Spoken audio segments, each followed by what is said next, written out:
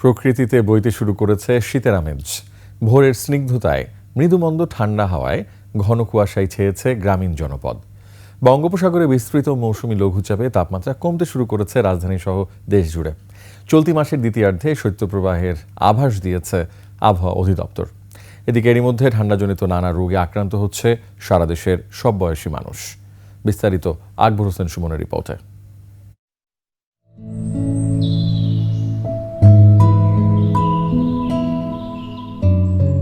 ঘন কুয়াশার চাদরে কমে আসছে সূর্যের দাপট। মিঠে করা রোদই জানান দিচ্ছে শীতের আগমনী।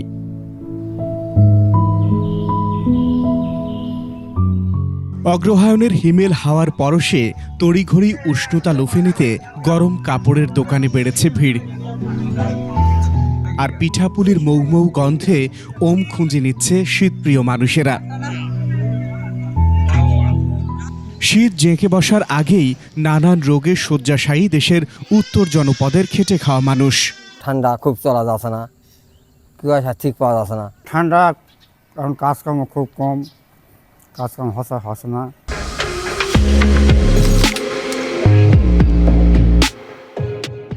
দেশের দক্ষিণাঞ্চল এবং সীমান্ত এলাকায়ও বাড়ছে ঠান্ডাজনিত রোগের দুর্ভোগ।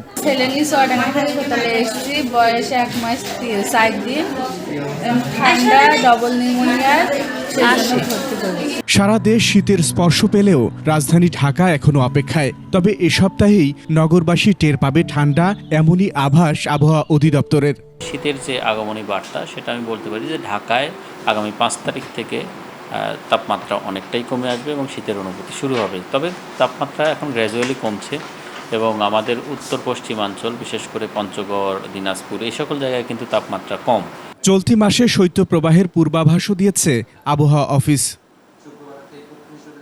আকবর হোসেন সুমন, 21 টেলিভিশন, ঢাকা।